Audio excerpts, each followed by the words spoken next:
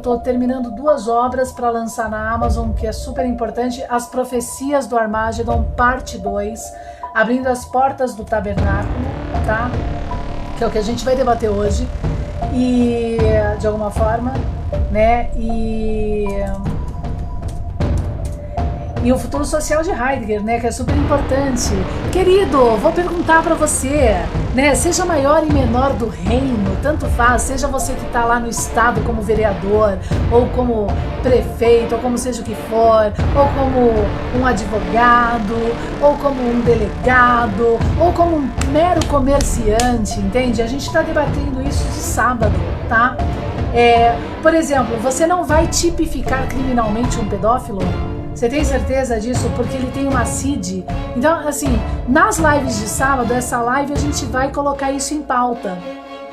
Porque junto com o signo arqueológico A Resistência, seja o pedófilo tendo um distúrbio, e esse distúrbio sendo uma CID, né, voltado a uma doença, e esse distúrbio, para dar ao pedófilo repouso, cria um distúrbio social, é óbvio que você vai tipificar criminalmente, sim, para organizar, modular uma sociedade. É uma falta, gente, de perspectiva humana. A gente chegou num ponto tão apocalíptico. O que a gente tem? A gente tem aí pessoal na área de psicologia defendendo que não, que o cara é uma expressão heideggeriana natural dele de ser pedófilo, ele deve ficar solto aí na sociedade, né? E a sociedade vai ser o que se bem entender.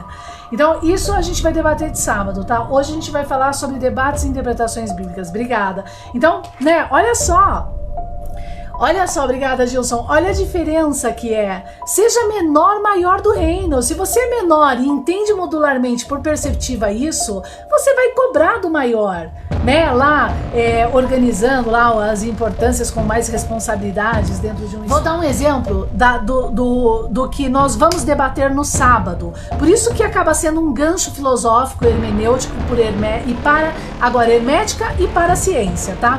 Por exemplo, a ignorância, ela não nasce do pó. Desculpa. O sofrimento não nasce do pó e a ignorância é imperdoável. Não é que Deus culpa, é a nossa ignorância que cria toda a confusão e o apocalipse da coisa. Tem aí pessoal de Minas Gerais, na área de psicologia, sentados na cadeira e dizendo que pelo método de Heidegger, que nós estamos debatendo todo sábado, o pedófilo, ele não é um pedófilo, porque pedófilo é uma generalização que alguém fez sobre o termo. Tipo, eu disse que você é um pedófilo. Então é um gênero.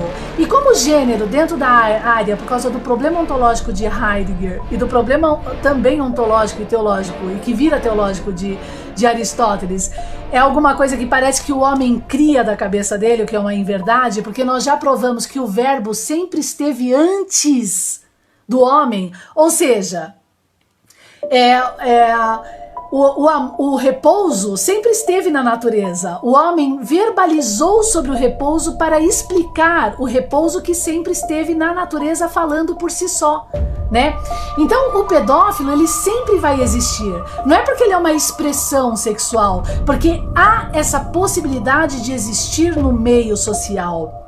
Alguém que por um distúrbio mental, porque o sofrimento não nasce do pó, por algum motivo gerou um distúrbio que então ele tem prazer em alvos menores. O pedófilo, ele é um predador, tá, gente? É uma coisa grande que precisa de uma coisa muito pequena para se superar, entende? Para alimentar o seu repouso do seu distúrbio, entende?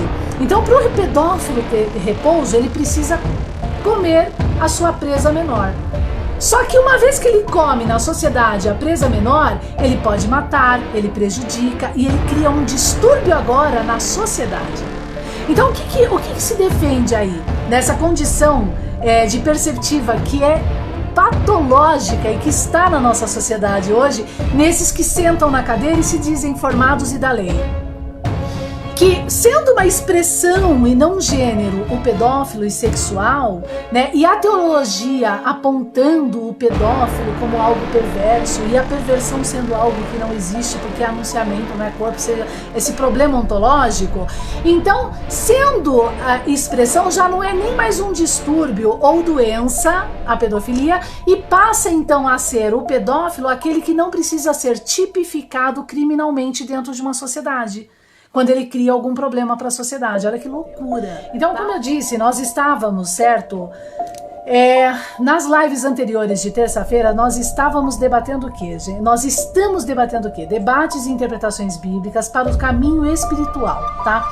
E nós vamos ver aqui, através de Provérbios e Atos 7, o problemão que estava acontecendo com os discípulos lá na época de Jesus, e que em Atos 7 nós temos a descrição de Estevão falando sobre os Bactuns maias, certo? Sobre os Bactuns, os 144 mil, tá? E junto o quê? Com a candeia. Bom, a minha obra, As Profecias do Armagedon, quem se interessa ao tema, apesar que eu convido sim os filósofos, tá? Eu convido os filósofos a se interessarem também por esse tema, porque não deixa de ser filosofia. Tá? Vou até divulgar aqui, deixa eu só colocar nesse grupo, só nesse grupo de filosofia, depois eu vejo como eu divulgo durante a semana, né? O importante é o vídeo ficar aí, porque depois vai ficar no YouTube também. Deixa eu só divulgar aqui. Então o que acontece, gente? Para os caminhos espirituais, conforme as defesas de Descartes e as meditações metafísicas, a ignorância é imperdoável. Mas Deus não culpa, queridos teólogos. Era isso que Descartes já falava logo na primeira meditação, na época, depois de escrever, né, a sua obra sobre o método, defendendo a cartesiana, que é metafísica, tá? E aquele problema do Evércio que a gente já debateu em todos os sábados. Então, o que acontece, gente? Por que a ignorância é imperdoável? Porque o nosso tempo e espaço é curvo, conforme o objeto arqueológico. Tudo que você planta, retorna para você. Se não retornar para você, querido, retorna para uma sociedade. Então, quando se fala na Bíblia que o repouso de Deus foi prejudicado, né? Isso quer dizer o quê? Principalmente em Gênesis, eu não sei se é Gênesis 50 ou 49, quando fala das 12 tribos, Rúben, né, que é o primeiro filho da tribo, ele prejudica o repouso de Deus. Por quê? Porque ele corrompe por uma mesa peora culto, a verdade do verbo e a perceptiva do povo, que se torna um povo cultuador para qualquer coisa, meu querido. Para pano vermelho em cima de mesa, vela, para espírito, seja qual for, que morreu sem saber do objeto que vai ajudar, para mandalas coloridas, para templos de dízimos, tá entendendo? Então, Rúben corrompendo isso, a idolatria e culto, por isso que em Apocalipse não entrarão os idólatras, não entrarão os fanáticos, não entrarão os que fornicam. Por quê? Porque existe uma regra de repouso para abrir o apeiron, que a tudo inclui, a tudo governa. Não adianta o homem querer mudar a regra. O apeiron, que é maior que o homem, que está nele, e a gente é o constante presente que está o tempo todo na gente, ele não vai mudar a regra para estar em nós. Vale a pena. Por quê? Ela vai falar das 12 portas do tabernáculo, gente, dessa reforma agora das 7 igrejas. Aonde? Esse é o tabernáculo, a pedra deixada de esquina. Ok? Esse é o tabernáculo, que tem as 12 portas, porque aqui nas intersecções das cordas do quadrado a gente tem 1, 2, 3, 4, 5, 6, 7, 8, 9, 10, 11, 12. E nessas 12 portas, isso é a obra, tá? Aí fica também aberto para melhorarem, né, o entendimento dessa reforma sem corromper a chave que é arqueológica, que fala por si mesma. Nós temos então os 12 da tribo e os 12 apóstolos, impar. Tipo Rúben e Pedro, vamos supor, né, impar, né, aqui, impar, formando os 24 anciãos, tá, em volta do tabernáculo, ok? Esses 24 anciãos, cada um tem a sua antipatia e a sua simpatia na chave, ou seja, representa Jordão, que é a terra seca, que são os seus erros, os seus pecados, e do outro lado representa o acerto, né? que é a terra da luz, de Canaã, as coisas que fez pela verdade para um povo. Então, na condição do tabernáculo, nós temos então em mesa agora. Isso tá na obra, tá, gente? Bem mais explicadinho. 2 mesas, né? Para se compreender entre antipatias e simpatias desses 24 anciãos e que agora giram em si mesmo.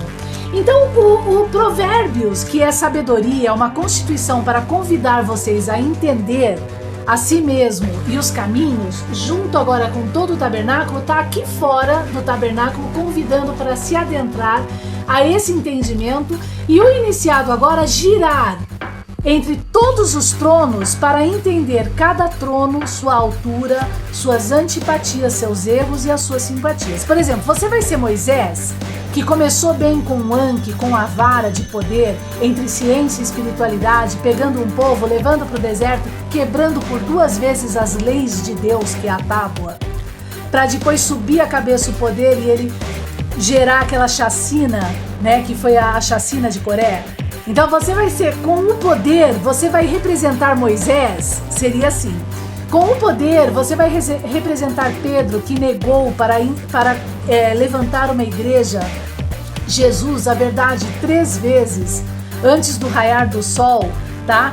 Através do canto do galo lá, negou 3 vezes, então, na escuridão, levantando uma congregação de 120 homens, ou 120 sátrapas, do problema do império de Aquimênidas na época de Daniel. 120 vezes 7 é uma chave. O que 120 vezes 7 faz? Levanta a cabeça de Cainã, a 4ª cabeça gerando Malalael, certo? A 5ª cabeça da prostituição. Malalael sobre a corda 5 deveria ser repouso na convergência, mas é uma cabeça de prostituição que cria as 10 cidades até Noé da prostituição, chaves apocalíptica. Então, nesse tabernáculo, quem você seria? Em primeira instância, nesse tempo e espaço curto. Aqui começariam, então, os caminhos espirituais na terra, tá? Bem seco mesmo. Então, uma vez entendendo todo esse processo, né, modular e se modulando, você acaba entrando não como ovelha, mas você acaba entrando num repouso, entende? Tipo, não é um repouso de manso, é uma mansidão, na verdade, de alma. Eu não seria isso, porque eu entendo que se eu plantar isso, terei isso. Eu também não seria isso, eu também não faria desse jeito, né? Você sabe negar o mal sabendo que o mal sempre está à sua frente, é um ente positivo. Você não bloqueia o mal, não! E você sabe que em algum momento você terá que odiar as coisas. Ou seja, aquilo que Jesus fez chutando um templo, odiar o próprio mal. Certo? Seja de uma obediência, seja da ira, seja do falar demais, entende? Cada um tem, por isso que ninguém pode apontar no dedo do outro, porque cada um tem a sua falha em específico. Isso também, entendendo isso, é modular, é você estar em paz. Está em paz, está em repouso, o Pai está em mim, eu estou no Pai. Quando eu não me preocupo com o outro, eu não estou me preocupando. Se você tem essa falha, eu entendo. Chorai com os que choram e se alegrai com os que se alegram. Então, não, isso é verdadeiro. Eu entendo que você tem essa falha, né? Então eu choro por você, entende? Que você tem esse problema, essa dificuldade. Mas a ignorância é imperdoável também. E uma vez a pessoa sendo avisada e não entendendo, é o nosso direito limpar as solas do nosso pé, as areias que estão nas solas dos nossos pés, certo? E sair da casa. Deixa então que o tempo vai organizar a pessoa, porque tudo tem um limite. Mas não estaria a sociedade tão caótica se ela realmente estivesse nos caminhos espirituais bem conduzida e por hermética. Ela não estaria tão desconecta, tão cheia de problemas. Tá? 360 é a curva 7, é o giro. Aonde que está o campo de valor 400, como eu já expliquei? O quadrado não é valor 4, nas chaves de Daniel bíblico 440, 400, tá aqui o quadrado, então é 400 vezes 360. O que é 400 vezes 360? Isso aí, 400 vezes 360 é os 144 mil.